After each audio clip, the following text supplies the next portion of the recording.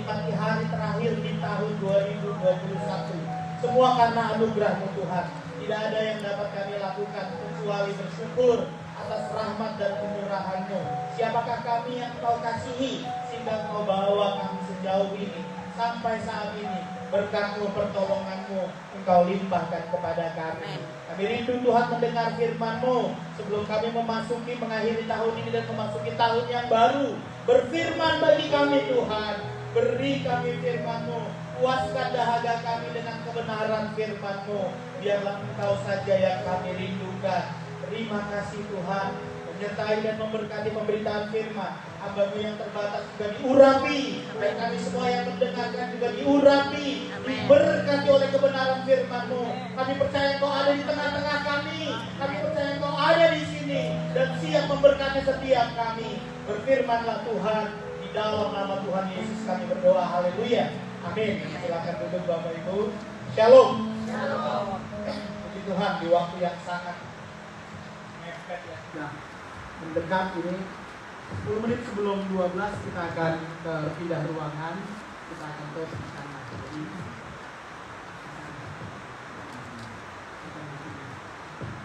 Buka Alkitab kita saudara-saudara, Mazmur 63 ayat 1 sampai yang 3. Mazmur 63 ayat 1 sampai 3. Layar tidak ada, nggak apa-apa. Buka Alkitab saudara, cellphone saudara, smartphone-nya dibuka atau Alkitab. Ini di bawah Mazmur 63 ayat 1 sampai 3. Kalau sudah, baca bersama saya 3 ayat ini. Sekali lagi, Mazmur 63 ayat 1 sampai 3. Satu dan dari kata Mazmur Daud ya. 1, 2, 3. Mazmur Daud. Ketika ia ada di padang gurun Yehuda. Ya Allah, Engkaulah Allahku. Aku mencari Engkau. Jiwaku haus kepadamu. Tubuhku rindu kepadamu. Seperti tanah yang kering dan tandus tiada berair. Demikianlah aku memandang kepadamu di tempat kudus, sambil melihat kekuatanmu dan kemuliaanmu. Sudah, sampai 3 aja saudara. Ya, sampai 3 saja. Saudara-saudara, tahukah saudara tahun 1848, 1855 itu California menghasilkan emas terbesar di Amerika. Istilahnya apa? Nama yang dipakai California Gold Rush 1848. Jadi suatu hari seorang bernama James Marshall dia menemukan emas di Coloma, California Utara, 36 mile di atas Sacramento. 1848 dia nemu emas. Berita itu menggemparkan bukan hanya Amerika tapi dunia. Seluruh penambang mereka coba datang ke California. Bukan hanya orang Amerika, tapi hampir bukan seluruh dunia ya. Amerika Latin, Eropa, Australia, bahkan Cina. Bahkan diperkirakan jumlah orang yang datang ke tempat itu, ke tambang di Coloma itu 300.000 orang, banyak sekali. Kalau boleh duduk please tengahnya ya. Oh ya, ya biar kita menikmati firman. Ya, jadi ada 300.000 orang saudara-saudara yang datang ke sana. Tahun itu California baru diambil sama Amerika. Ini bicara sejarah ya. Jadi rupanya native Amerika yang ada di Amerika saat itu terdesak karena ada 300.000 orang datang. Dari China malah diperkirakan 25.000. Itu adalah migrasi terbesar di dunia waktu itu dari Asia bisa masuk ke Amerika 1848. Jadi saudara-saudara ketika penduduk lokal gitu native Amerika semakin terjepit, rupanya persaingan tambang emas ini saling baku bunuh. Ada filmnya memang kisah ini. Mereka saling membunuh satu dengan yang lain, penduduk native Amerika, Indian dengan orang-orang dari Meksiko, juga dari pendatang-pendatang yang datang dari berbagai state dan dari berbagai negara. Mereka saling bunuh begitu untuk memperebutkan emas. Sampai diperkirakan ada puluhan ribu orang meninggal dunia, saudara-saudara. Ada 2 orang bernama Edward Jackson dan John Walker. Mereka datang dari East Coast. Mereka datang mengadu nasib istilahnya. Dia mau cari kehidupan yang lebih baik lagi. Dia tinggalkan keluarganya di East Coast. Dia datang ke California untuk cari emas. Ini kesaksiannya ketika dia satu di antara mereka bisa pulang Edward bilang begini, jangan tinggalkan tulang di sini, bawa ke tempat kelahiranku. Walker bilang begini, ini pertaruhan hidup yang paling menyeramkan. Aku tak akan pernah sarankan siapapun untuk datang. Tapi 300.000 orang datang dan puluhan ribu orang mati karena tambang emas. Saudara-saudara, untuk mencari keadaan yang lebih baik, untuk mencari emas, mereka datang ke California, ke Coloma, untuk mendapatkan emas, tentu barang yang berharga. Saudara-saudara, bukankah itu juga terjadi dalam siapa saja? Kita pergi mencari sesuatu yang lebih baik. Orang-orang berbondong-bondong masuk ke negeri ini, termasuk saya dan saudara, untuk masuk ke negeri ini yang dikatakan the land of opportunity, the land of freedom, tempat yang penuh dengan kesempatan dan tempat yang penuh dengan kebebasan. Ini mendorong banyak orang untuk datang untuk mendapatkan sesuatu yang baik, mencari masa depan yang baik, mencari kesempatan yang baik, mencari kebebasan. Tentu semua itu tidak salah. Namun saudara-saudara, malam hari ini ada satu hal yang paling perlu. Ketimbang mencari emas, tentu emas perlu.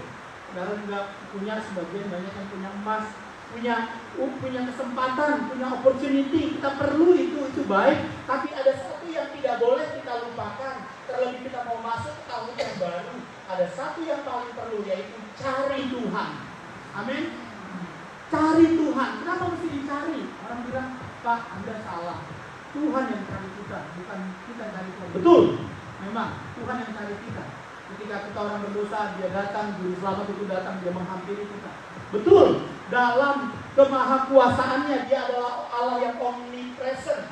Dia ada di mana-mana.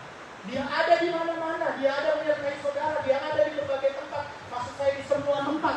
Dia ada di mana-mana karena Dia omnipresent. Betul. Karena janjinya yang adalah Immanuel.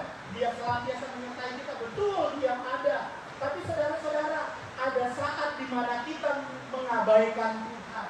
Ada saat di mana kita tidak memikirkannya lagi. Kita ragu sama Tuhan. Kita curiga. Kita nggak percaya kalau Dia mampu menolong. Saat-saat seperti itulah kita perlu mencari Tuhan. Itu maksud saya. Jadi bukan kontradiksi ya. Memang Tuhan yang mencari kita. Lalu saudara, kalau saudara mau jujur, ketika kita sedang cemas, ketika kita sedang menghadapi masalah, seringkali kita ragu sama Tuhan. Nah, di saat itulah kita perlu mencari Tuhan. Di saat itulah kita perlu datang sama Tuhan. Sering saudara-saudara, karena persoalan, karena pergumulan, kita nggak bisa merasakan indahnya Tuhan. Kita nggak bisa lagi merasakan Tuhan itu hebat. Kita nggak bisa lihat lagi bahwa Tuhan itu bernilai untuk hidup kita. Karena pergumulan dan persoalan yang kita hadapi. Keindahan pribadi Tuhan itu sepertinya tersembunyi di balik tirai keinginan jasmani kita. Keinginan jasmani kita menutupi kemuliaannya Tuhan. Jadi kita nggak lihat Tuhan lagi. Saudara-saudara, inilah sebabnya Alkitab begitu banyak ayat-ayat berkata, carilah Tuhan, carilah wajahnya. Inilah sebabnya Alkitab mengajak kita untuk mencari Tuhan terus-menerus. Mencari wajahmu, ini judul renungan kita pagi hari ini sebelum kita masuk malam ya. Malam hari ini sebelum kita masuk pagi nanti tahun yang baru. Mencari wajahmu. Saudara-saudara dikasih oleh Tuhan, ini pengalaman Daud. Ketika Daud ada di padang Yehuda, padang gurun Yehuda. Padang gurun itu cukup besar ya, saudara. Kalau tahu kita Israel ada laut mati. Di pinggirannya laut mati itu terbentang 36 km panjangnya. Itu padang gurun yang sangat terik, padang gurun yang sangat terisolir begitu. Itu disebut padang gurun Yehuda. Dan di situ Daud melarikan diri karena nyawanya terancam, jiwanya terancam karena Raja Saul menginginkan kematiannya. Dia dengan beberapa tentara yang setia kepadanya melarikan diri ke sana. Itu bukan tempat yang baik, saudara-saudara, karena ayat yang kedua mengatakan air pun tidak ada di sana. Kalau musim panas padang gurun itu begitu panasnya. Sebaliknya kalau malam, maksud saya kalau siang hari begitu panas, kalau malam hari padang gurun itu begitu dingin.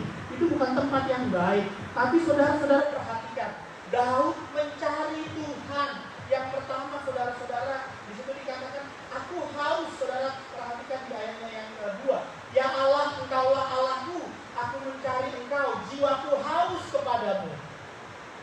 Saudara-saudara, ini yang menjadi catatan untuk kita. Memasuki tahun yang baru, kita perlu minta kepada Tuhan, Tuhan beri kepadaku hati yang haus akan Engkau. Saudara-saudara, orang bisa lupakan Tuhan karena penderitaannya. Tapi orang juga bisa lupakan Tuhan karena berkat-berkatnya.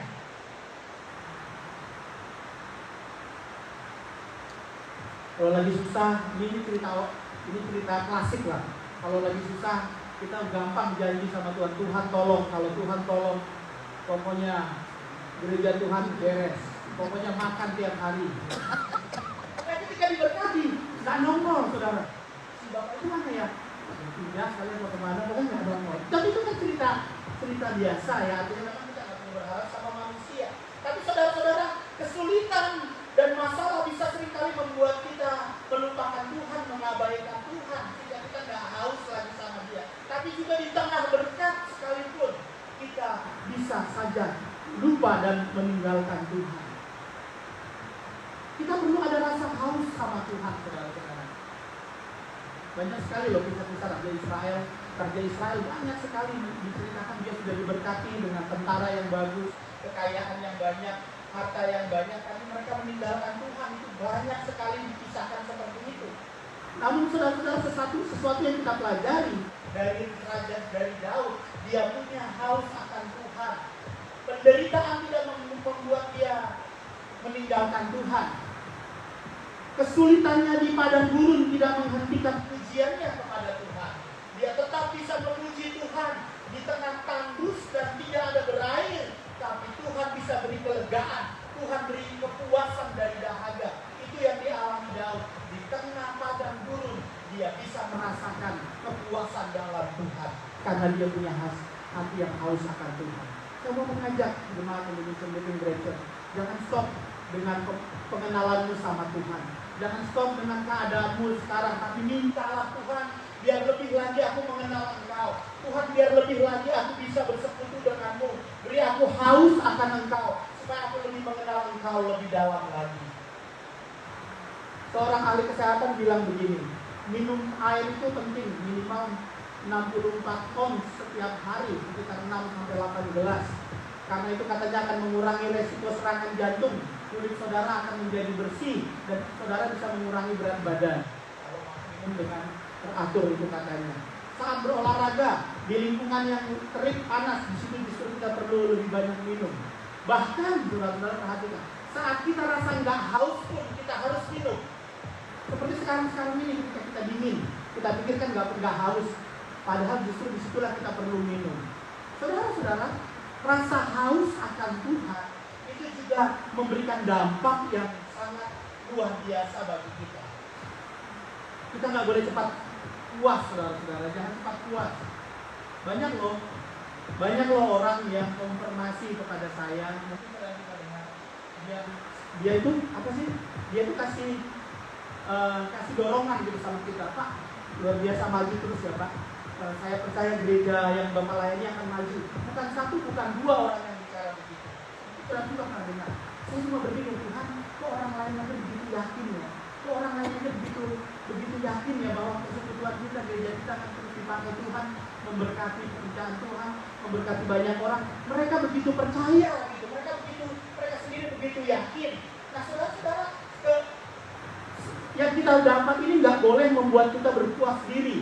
Nggak boleh kita berpuas diri. Kita bersyukur nama Tuhan, kita bisa terus beribadah ya. Beberapa teman di Indonesia juga bilang begitu. Malah ada teman yang dia telepon secara langsung, Pak, terus Pak, terus apa?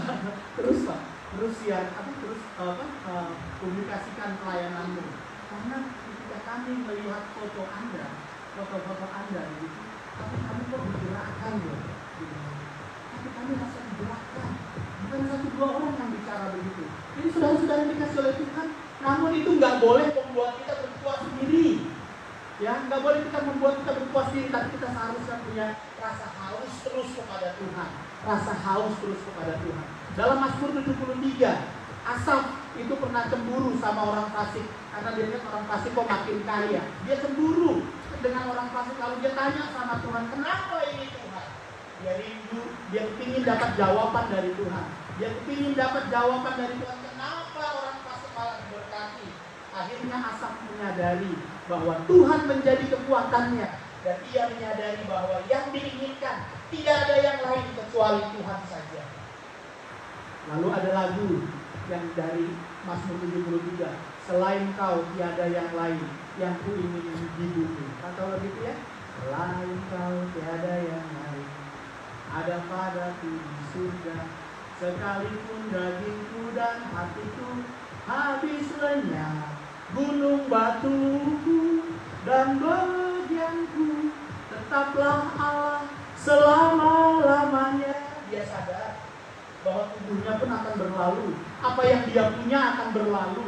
Asaf sadar apa yang dia miliki akan berlalu, kekayaan, kegantengan, kegagahan, kuasa, bahkan hartanya, bahkan pasangan hidupnya, orang tua, anak, semua akan berlalu. Bahkan tubuhnya pun dikatakan dia akan berlalu, tapi biarlah yang kuingini hanya Tuhan saja. Saya berharap kita menangkap firman Tuhan ini dengan baik. Jadikanlah Tuhan itu adalah kerinduan, haus akan Tuhan. Jadikan Tuhan itu sebagai sesuatu yang kita ingini, kita haus akan Dia. Akhirnya Asaf berkata, biarlah Tuhan tetap engkau selama-lamanya. Saudara terkasih, jika engkau haus akan Allah, Dia akan memuaskan hatimu. Kalau kita haus akan Tuhan untuk terus diberkati Tuhan, dipakai Tuhan lebih lagi, Dia akan memberkati kita. Dia akan memenuhi, memuaskan hati kita. Amin, saudara-saudara. Yang kedua, saudara-saudara, apa yang kita bisa pelajari dari Raja Daud ketika dia mencari wajah Tuhan? Yang pertama, dia haus akan Tuhan. Yang kedua, dia rindu. He longs for God. Dia rindu akan Tuhan. Di situ dikatakan, tubuhku rindu kepadamu. Saudara-saudara, kita harus rindu kepada Tuhan itu lebih daripada yang kemarin. Kita harus merindukan Dia lebih dari yang kemarin. Waktu Joem lahir 10 tahun lalu, itu abangnya dua-dua setiap bangun pagi berebut datang ke kamar kami untuk lihat Joem. Mereka berebut sampai tabrak-tabrakan, itu cuma sekedar mau melihat adiknya. Halo princess, kata abangnya nomor 1. Kalau yang nomor 2, kepalanya taruh di kasur, dilihat susternya. Halo suster, kira-kira kayak gitu. Kalau pulang sekolah, kayak saya jemput gitu pulang sekolah, baru turun buka pintu, mereka lari berebut untuk ngelihat susternya di kasur. Mereka begitu rindu pengen ketemu sama susternya. Ada sebuah kerinduan. Saudara-saudara, adakah kita seperti itu? Kita rindu sama Tuhan, atau kita biasa-biasa saja? Karena Tuhan sudah berkati saya, pekerjaan saya cukup, uang saya cukup, istri juga semua sehat, anak-anak baik, kita gak perlu Tuhan lagi. Atau kita terus merindukan Tuhan. Tuhan, aku rindu Engkau. Tuhan, aku rindu Engkau. Suatu hari opa-oma dikunjungi oleh anak perempuannya. Anak perempuan itu bawa cucu laki-laki 1 tahun. Lalu namanya opa. Saya sih belum jadi opa ya. Saya pikir namanya opa sayang sama cucunya ya. Baru-baru ini saya punya teman, dia baru dapat cucu. Waduh, luar biasa, sayang sekali. Semua Facebooknya isinya cucu semua. Iya, pokoknya pagi cucu, siang cucu, makan di ruang makan ada cucu, di ruang tamu ada cucu, di kamar tidur ada cucu, ya. Pokoknya ada cucunya semua. Saking sayangnya. Nah, cerita saya ini ketika si opa-oma ini dikunjungi, lalu cucunya tuh ditaruh di kamar lah. Si opanya nemenin. Tapi karena opanya ada keperluan, dia mau pergi, lalu pelan-pelan dia tinggal gitu cucunya. Ketika dia tinggal pelan-pelan, cucunya baru tahu gitu, dia nangis, dia mundur lagi. Dia kalau dia ngomong lagi, pokoknya dia spend waktu sama cucunya. Itu dilakukan sampai kedua kali begitu. Kedua juga begitu. Ketiga kali dia waktu mau coba, ketika 3 kali si opa itu mau pergi karena ada keperluan, si anak itu juga nangis lagi. Akhirnya anak perempuannya bilang, opa, udahlah, bawa aja cucumu sama kamu pergi sana, bawa. Akhirnya tuh cucu dibawa. Cucunya senang, opanya senang gak? Sama-sama senang, opanya senang, cucunya senang. Karena mereka bisa menghabiskan waktu bersama. Dia bawa ini cucunya, mereka senang, hati mereka senang karena mereka sayang satu dengan yang lain. Saudara-saudara yang dikasih oleh Tuhan, seharusnya demikian kita dengan Tuhan. Kita harusnya ada rindu sama Tuhan, rindu dekat dengan Dia, rindu bersekutu dengan Dia. Amin.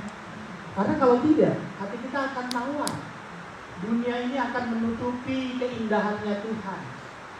Kesibukan kita, persoalan kita seolah-olah lebih besar dan Tuhan tidak terlihat lagi. Biarlah kerinduan kita akan Tuhan terus ada. Satu hari Nabi Nehemia di istana raja yang menawan Israel waktu itu, di istana Raja Susan, di Susan, dia kelihatan sedih karena dia dengar kabar bahwa Yerusalem porak-poranda, tempat nenek moyangnya itu dihancurkan. Dia datang sama Tuhan, dia berdoa. Lalu Tuhan izinkan raja izinkan untuk Nehemia pergi kembali ke Yerusalem dan membangun Yerusalem. Orang bilang, saudara-saudara, rumah adalah tempat di mana hatimu berada. Nehemia meskipun dia punya posisi besar, posisi yang bagus di negeri orang, dia tetap ingat Yerusalem.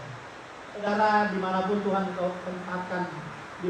menempatkan engkau, dan bagaimanapun keadaanmu, mungkin engkau diberkati luar biasa, biarlah tetap engkau merindukan Yerusalem.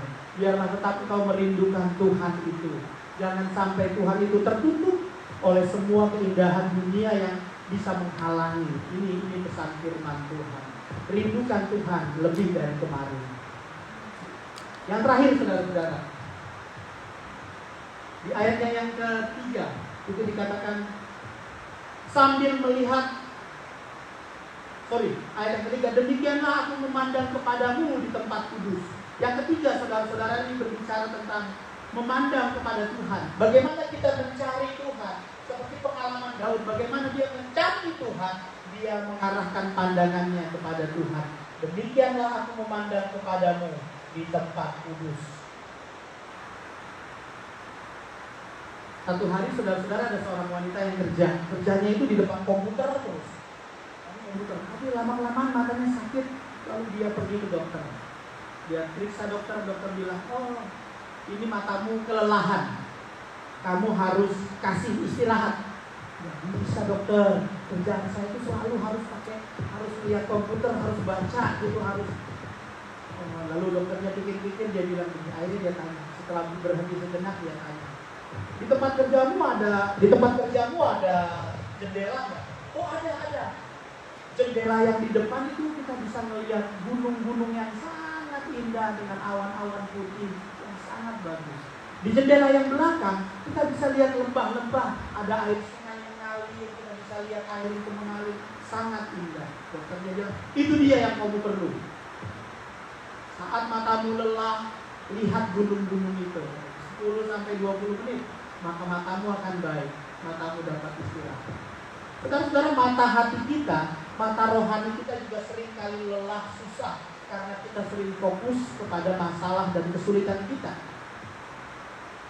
Lihatlah ke atas, lihatlah jauh ke depan, pandanglah kepada Yesus, pandanglah kepada Kristus. Dia akan memulihkan pandangan rohani kita. Mata rohani kita akan dipulihkan. Saat hidupmu rasa berat, saat hidupmu rasa payah, pandang firman Tuhan. Saya tidak tahu bagaimana engkau melalui tahun 2021. Ada air mata di sana. Beberapa dari saudara saya tahu mereka mengalami kesedihan, ditinggal oleh keluarga, oleh orang-orang terkasih.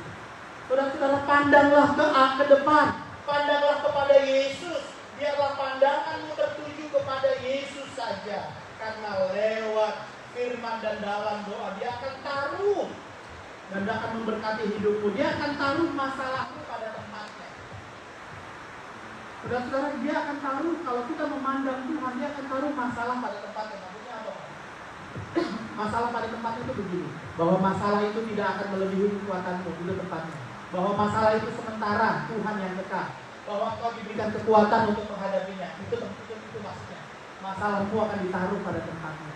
Biarlah engkau memandang kepada Tuhan Yesus saja. Bagaimana kita mencari Tuhan? Pandang Dia. Jangan arahkan hatimu dengan persoalan, itu akan melelahkan rohmu, akan melelahkan jiwamu. Tapi pandanglah kepada Tuhan.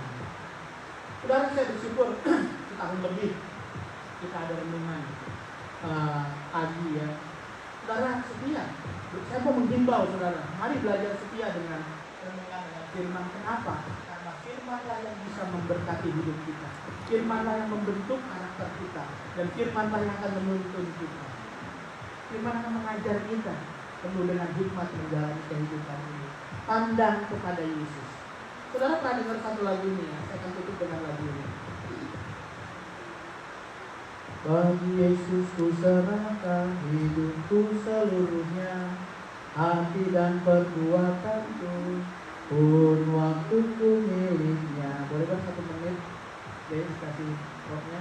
Kirim Jemaat 363. Saya mau cerita kenapa lagu ini begitu menarik buat saya. Saya bisa kenapa saudara. Bagi Yesus semuanya, oh waktuku miliknya. Bagi Yesus semuanya, oh waktuku miliknya. Baik, yang kedua, tanganku kerja.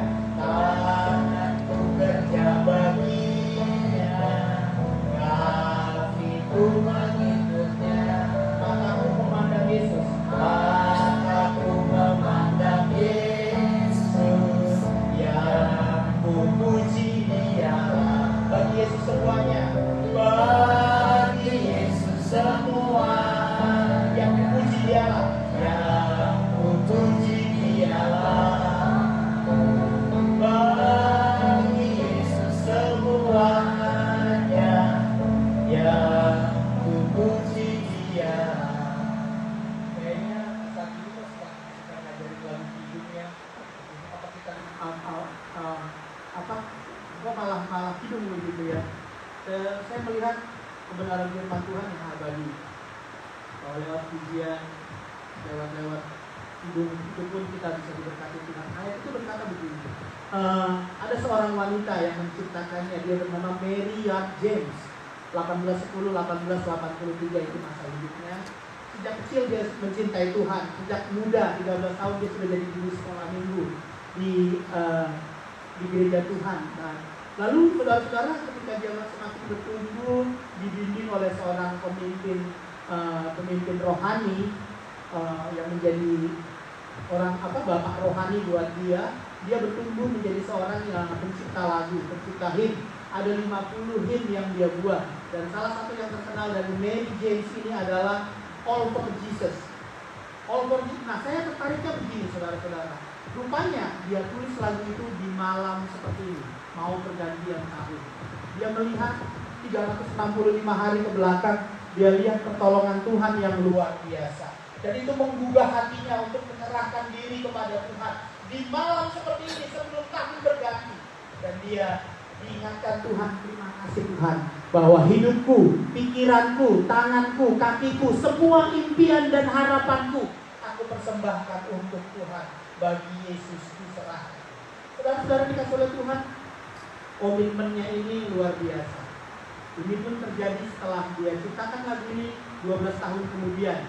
Dia dipanggil Tuhan, dan di tubuhnya ditulis di situ, dikatakan her life was all for Jesus. Hidupnya telah segala-galanya bagi Tuhan. Saya mau menghimbau jemaat Tuhan, kalau Tuhan kita masuk ke tahun 2022, biarlah segalanya untuk Tuhan. Bekerjalah lebih giat lagi untuk Tuhan. Bukan untuk saya, bukan untuk gereja, tapi untuk Tuhan yang memberkati hidupmu. Biarlah hidup kita berkenan di hati Tuhan. Amin. Untuk firman Tuhan, mari kita berdoa.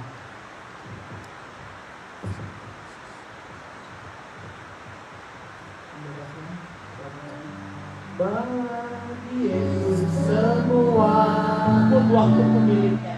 Oh, waktuku miliknya. Bagi Yesus semuanya. Bagi Yesus semuanya. Oh, waktuku miliknya. Kita datang dalam doa. Meneguhkan hati kami sejenak Tuhan. Sebelum kami masuk ke tahun yang baru, koreksilah hati kami. Kalau dunia ini lebih menarik daripada Tuhan, biar Kau ubahkan hati kami. Kami ingin memandang keajaiban-Mu, kami ingin memandang keindahan-Mu. Biar dunia tidak menawan hati kami. Biar tangan kami bekerja bagi-Mu, kaki kami melangkah bagi-Mu. Bahkan hidup harapan kami, cita-cita kami pun untuk Tuhan. Hamba berdoa buat jiwa-jiwa yang datang kepada Tuhan yang bertekad untuk dibaharui. Biarlah Engkau melawat tahun yang baru Tuhan. Biar Tuhan pakai kami. Kemuliaan bagi kami. Dengar doa kami. Dalam nama Tuhan Yesus kami doa. Haleluya. Amin.